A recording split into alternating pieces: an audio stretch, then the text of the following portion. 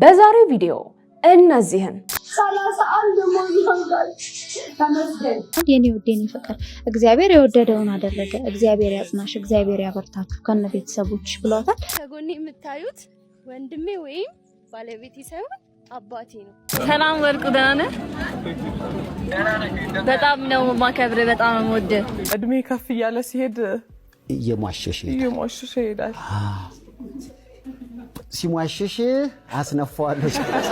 እንግዲህ አቃጥሎኝ ከጨረስኩ በኋላ ከንፈሬ እንደዚህ ያድፋል ማለት ነው። እነዚህንና ሌሎችንም እናንተን ፈታ ዘና ያደርጋሉ እንዲሁም ደግሞ ግርምትን ይጭራሉ ብሎም እናንተ ምክርና ተግሳጽ ይፈልጋሉ ብያሰብኳቸውን ቪዲዮዎች ሰብሰብ አድርጌ ይዤላችሁ መጥቻለሁ። እንዴት ናችሁ? እንኳን ወደ ኤፍራታ ቲዩብ የዩቲዩብ ቻናል በሰላም በጤና በፍቅር መጣችሁ። እንኳን ደህና ቆያችሁኝ። አረፍ በሉ። ያው እንግዲህ እንደተለመደው ይሄ ቤት ምን ይፈልጋል? ፎንቁ ካላቭ ይፈልጋል። ፍቅር አሰጣጡ ደግሞ እጅግ በጣም ቀላል ነው።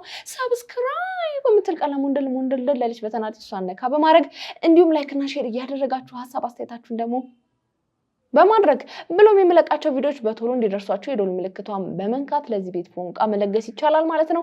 እንድሰራባቸው የምትፈልጓቸው ቪዲዮዎች ካሉ ደግሞ የኢንስታግራም የፌስቡክ እንዲሁም የቲክቶክ ገጾች ዲስክሪፕሽን ላይ ተቀምጠዋል። እነሱንም ነካ በማድረግ መላክ ይቻላል። ለማንኛውም ብዙ ቶክ አላብዛ፣ ወደ ቪዲዮ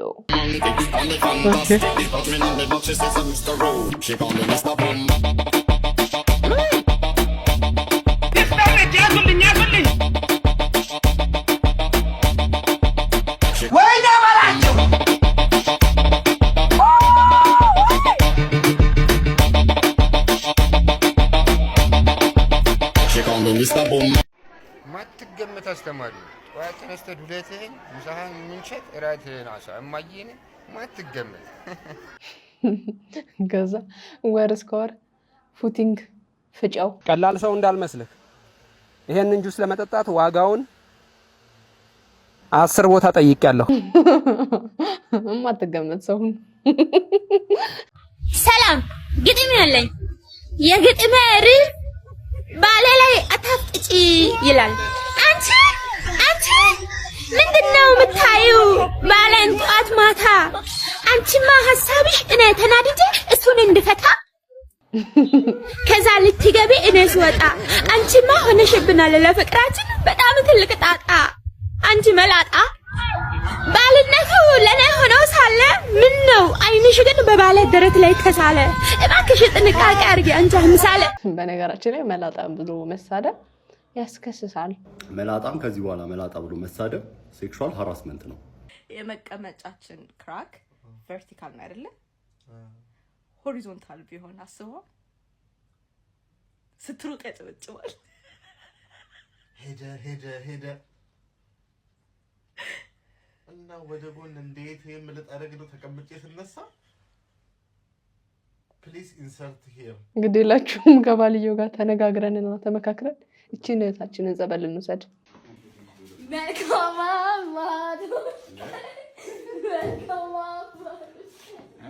መልካም አባቶች ቀን ወይ ያ ዛሬ ነው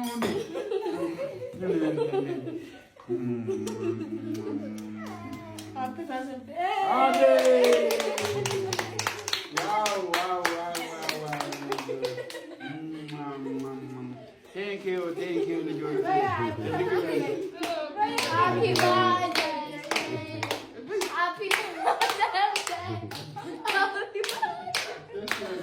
መልካም የአባቶች ቀን። እንግዲህ አባት የሆናችሁ በሙሉ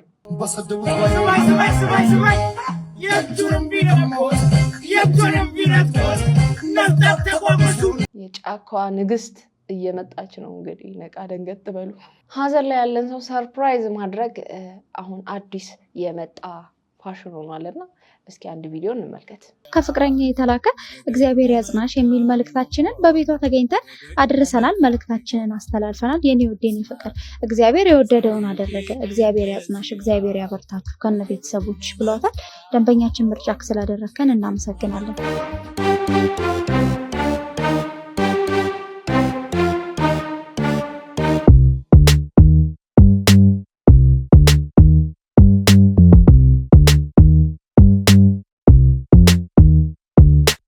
አራሽ መሆኗን ስታውቅ ደስ ብሎት ነው። ምን ይባላል እስቲ አሁን ይሄ ምን ይባላል? አራሶች ድሮና ዘንድሮ ምን አደረጉ?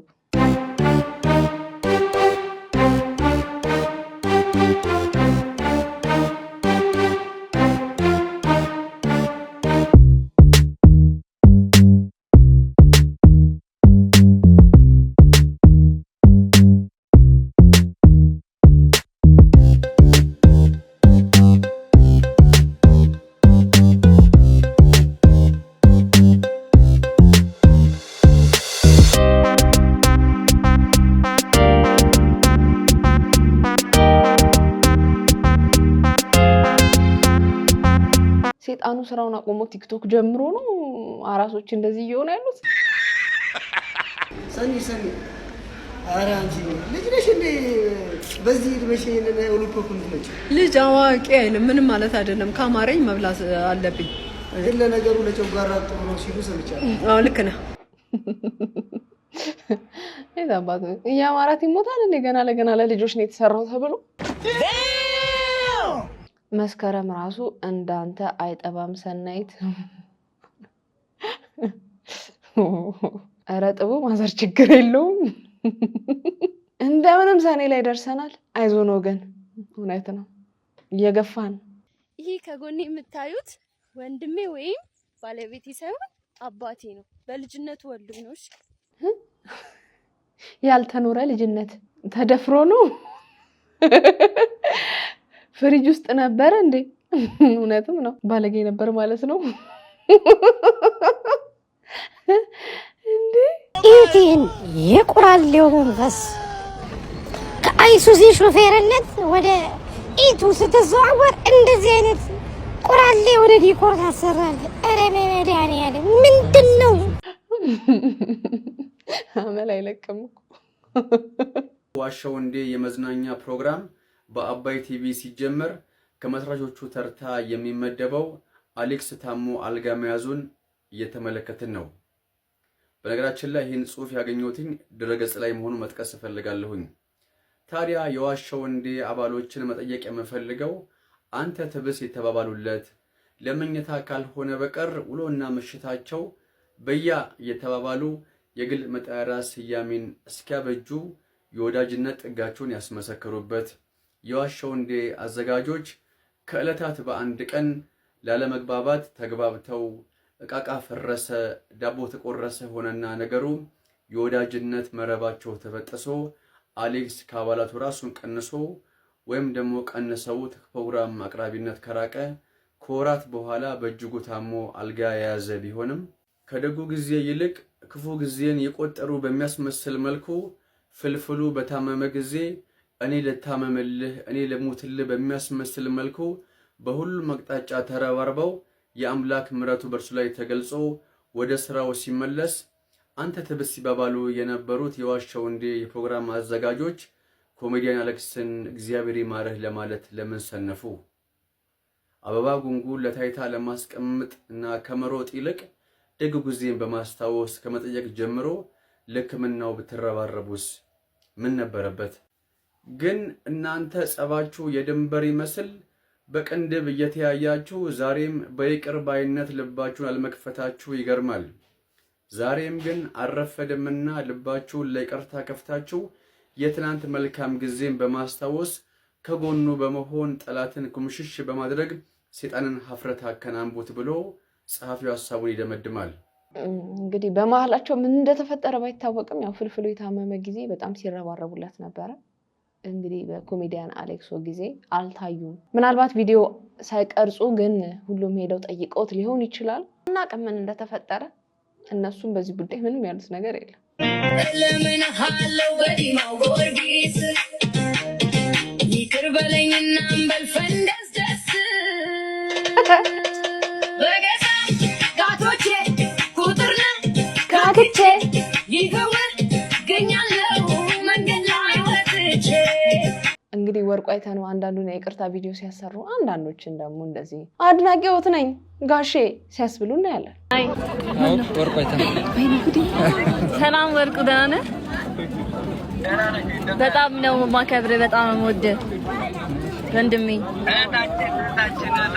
አክባሪክ ነኝ በጣም ደህና ነኝ ወርቅዬ በጣም ጥሩና ቻቹላችሁ የራሱ አራሉ በላሳይተው ምን ተናረግ ነው ይመቾት ጋሽ ወርቁ ለማለት ነው አልሽን አላጠፍኩምማ የእናቱን አስክሬን ቤት አስቀምጦ ሚኒስትሪ የተፈተነው የታዳጊውን ካሊድ ልብ የሚነካ እውነተኛ ታሪክ ልንገራችሁ እናንተ ብትሆኑ ምን ታደርጉ ነበር ገና የ14 ዓመት ታዳጊ የሆነው ካሊድ በሸገር ከተማ ኤካ ጣፎ ክፍለ ከተማ ከእናቱ ጋር ይኖር ነበር እናቱ ከመሞታቸው ጥቂት ቀደም ብሎ ምንም ቢፈጠር የለፋህበትን ፈተና እንዳታቋርጥ ብለው ቃል ያስገቡታል በሚያሳዝን ሁኔታ ፈተናው ሊሰጥ ሰዓታት ሲቀረው እናቱ ያርፋሉ ካሊድ ግን ለእናቱ የገባውን ቃል ለማክበር የእናቱን አስክሬን እቤት ትቶ የጠዋት ፈተናውን ተፈተነ ከሰዓት ደግሞ እናቱን ቀብሮ ተመልሶ የከሰዓት ፈተናውን አጠናቀቀ ዳጉ ጆርናል የዘገበው የዚህ ታዳጊ የህይወት ፈተና የብዙዎችን ልብ ሰብሯል ለዚህ ብርቱ ታዳጊና ለታናናሽ ወንድሞቹ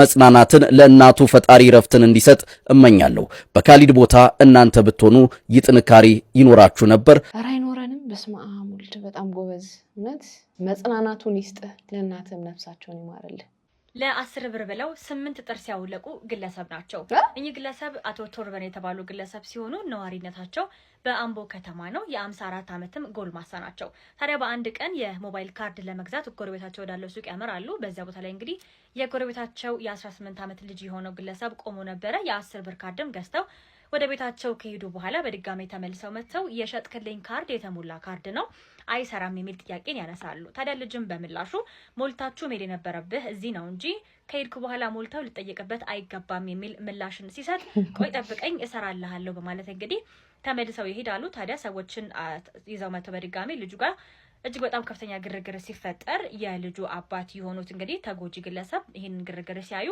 ለማረጋጋት ይመጣሉ በመሃል እንግዲህ የተፈጠረው ነገር ሲሰሙ ወደ ልጃቸው ወግነው ያለው ነገር ትክክል ነው ሞልተህ መሄድ የነበረብህ እዚህ ነው የሚል ምላሽን ይሰጣሉ ማለት ነው ታዲያ በዚህ ጊዜ አቶ ቶርበን በንዴት ድንጋይ በማንሳት በግለሰቡ ላይ የፊት ጥርሱን ድንጋይ በመወርወር እንግዲህ 8 ጥርሱን እንዳወለቁ ነው ፖሊስ ያረጋገጠው ወዲያው በቁጥጥር ስር ከዋሉ በኋላ በግለሰቡ ላይ አካላዊም ስነ ልቦናዊ ጉዳት በማድረሳቸው የተነሳ እንግዲህ ይህ ግለሰብ በ8 ዓመት ከ9 ወር እስራት እንዲቀጣ ውሳኔ ተላልፎባቸዋል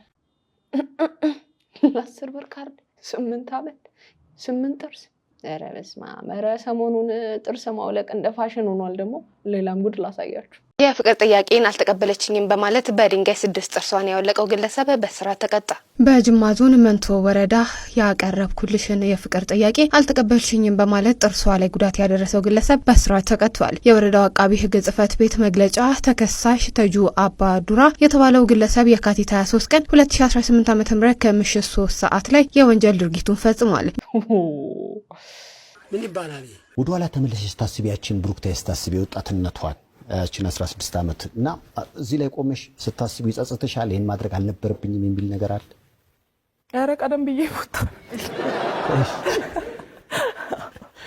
እንጂ አሁንም ላይ ቆመሽ የሚጸጽትሽ ነገር የለም እኔ ምንም በህይወቴ ላይ ምንም የሚጸጽተኝ ነገር የለም ሴት ስትሆኚ ብቻሽን ስትሆኚ በዚህ ላይ ቆንጆ ስትሆኚ በዚህ ላይ ብቻሽን ስትሆኚ እንዲህ አይነት ነገሮች ተደራርበው እኮ ለብዙ ፈተናዎች ያጋልጣል ያን እንዴት ነበር መጣል በሱ እርዳታ መድኃኒዓለም አለ ስቶቭዋና ፍራሿ ላይ ነኝ እኔ ምን ነበር ብዙ ጊዜ የምትሰሪው ምግብ ጥቅል ጎመን በቲማቲም በጣም አሪፍ መልስ በጣም ዳኒ ትሮምቦን አሁንም ቢሆን ጥቅል ጎመን በቲማቲም በጣም ብዙ ሰው ይበላል አዎ እኔ አሁን ግን አይጣፍጠኝም ድሮ ነው እንጂ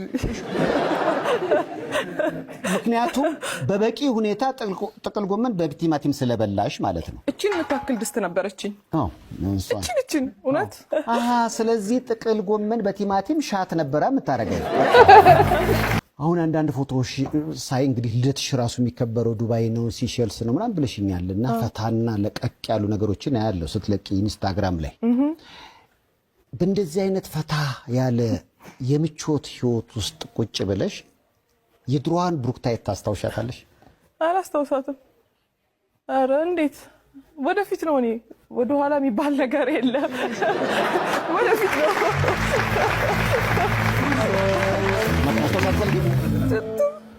ለየትኛው ምንም ማስታውሰው ጊዜም የለኝማ የኋላ ያስታወስኩኝ ከማባከን የፊት ለፊቴን እያለምኩኝ ብደሰት ነው እኔ ደስ የሚለኝ።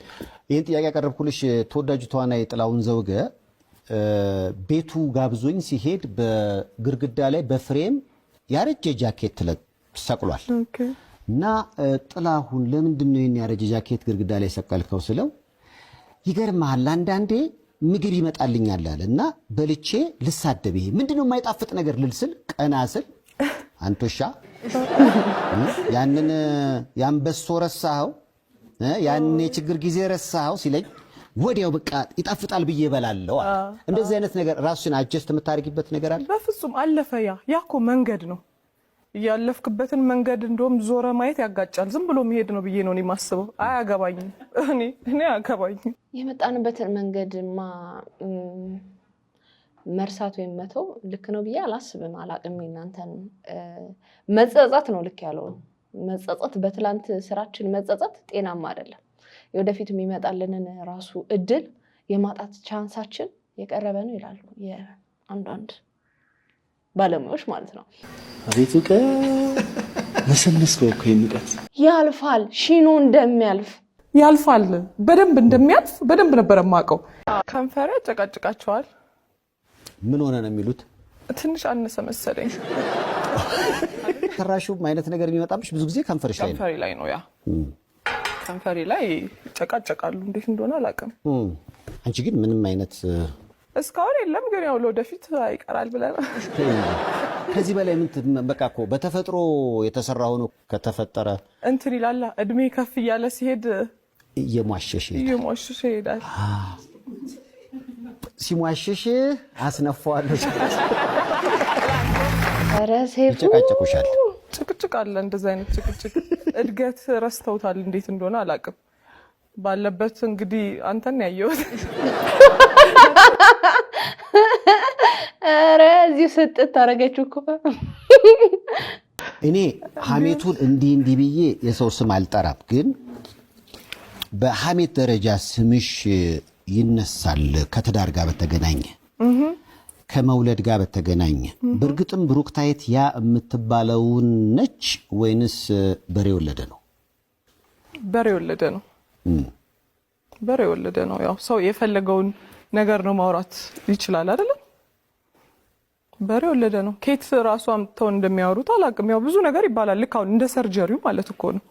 አሁን ሰርጀሪው የታዩ ስሰራ አይተዋል አላዩም አይደለም እንዴ? ግን ተሰርቻለሁ እኮ ሰርጀሪ። ምን ይሄን ቁመቴን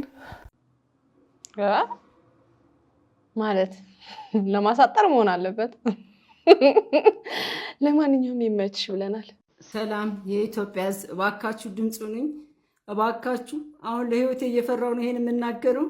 እኔ ሚዲያ መውጣት አልፈለኩም ነበር፣ ሳልፈልግ ነው ሚዲያ የወጣሁት። አሁን ግን ድምጽ እንድትሆኑኝ እፈልጋለሁ እባካችሁ። የልጆች አባት ብዙ በደል እያደረሰብኝ ነው። ፋብሪካውን ሀራጅ አስወጣብኝ። እንደዚህ ለምኜ እንደዚህ አድርጌ ነው 105 ሚሊዮን ብር ዳምጥቶብኝ ሀራጅ አስወጥቶብኝ በ105 ሚሊዮን ብር ተጭበርብሬ ኬዙ ፍርድ ቤት ይዞታል። እየተከታተልኩ ነው ያለሁት። ስራ ጀምሬ እየሰራው እያለ ግን የደረሰብኝ ነገር በጣም ከባድ ነው። ወንድሙ ስራ አስኪያጁ ነው እኛ ጋር ይሰራ ነበር። እነዚህ ሁሉ መኪኖች በወንድሙ ስም የተገዛው እነዚህ ሁሉ መኪኖች አሳግጃቸዋለሁ። ነገር ግን በወንድሙ ስም ስለተገዛ ብቻ ወንድሙና የወንድሙ ሚስት ፍርድ ቤት ሂደው የምነዳውን መኪና አስወስነው ለሌላ ሰው እንዲሰጥ አደረጉ። የህግ ባለሙያዎች እንድደርሱልኝ እፈልጋለሁ። ምን አይነት ህሊና ቢኖራቸው ነው እምነዳውን መኪና አስተላለፉብኝ? ምንድነው እየተደረገ ያለው? እኔ አልቻልኩም። እባካችሁ የህግ ባለሙያ የሆናችሁ ታላላቅ አባቶች የሆናችሁ ሽምግልና ወደ ቤተሰቦቹ እንድትሄዱልኝ እፈልጋለሁ። መጀመሪያ በሽማግሌ ይጠየቁልኝ። ጓደኞቹን ልካለሁ፣ ብዙ ጥሬያለሁ፣ ብዙ ለፍቻለሁ። አሁን ግን ከአቅሜ በላይ ነው፣ አልቻልኩም። እርዱኝ። የኢትዮጵያ ህዝብ ድምፅ ሁኑኝ። እርቪው መኪና ሀራጭ ወጥቶ ተሸጠብኝ። ሃይሎክስ መኪና ታስሮብኛል። እነዚህ ሁሉ መኪኖች የት እንዳሉ አላቅም። እሱ ውጭ ሀገር ሁሉ በጂፒኤስ ይከታተላቸዋል ነው የተባልኩት። አሳግጃለሁ፣ የት እንዳሉ አላቅም። የታገዱ መኪኖች ናቸው። እባካችሁ እርዱኝ። የኢትዮጵያ ህዝብ እኔ ሀቄን ነው የጠየቅኩት፣ እውነቴን ነው የጠየቅኩት። እባካችሁ ከጎኔ ቁሙ። አናግሩልኝ። መጀመሪያ ሽምግልና ወደ ቤተሰቦቹ ልላካችሁ። ትላላቅ አባቶች እባካችሁ ሂዳችሁ አናግሩልኝ። ጨንቆኛል በእውነት። ሰው እንዴት እውነቱን ይቀማል? ሀቁን ይቀማል? እባካችሁ እርዱኝ። ስራዬንም ልስራበት ተረጋግቼ። እባካችሁ እርዱኝ። እርዳታችሁን እፈልጋለሁ። ድምፅ ሁኑኝ። የኢትዮጵያ ሕዝብ ድምፅ ሁኑኝ። ንብረቴን በሙሉ እያሸሹብኝ ነው። ቤተሰቦቹ ጋር ሽምግልና ሂዱልኝ። ታላላቅ አባቶች ሂዱልኝ። የህግ ባለሙያዎች አናግሩኝ እባካችሁ። አልቻልኩም። ከማጣቴ የተነሳ ድሃ ደንብ አውጥቼ ነው እየተከራከርኩ ያለሁት።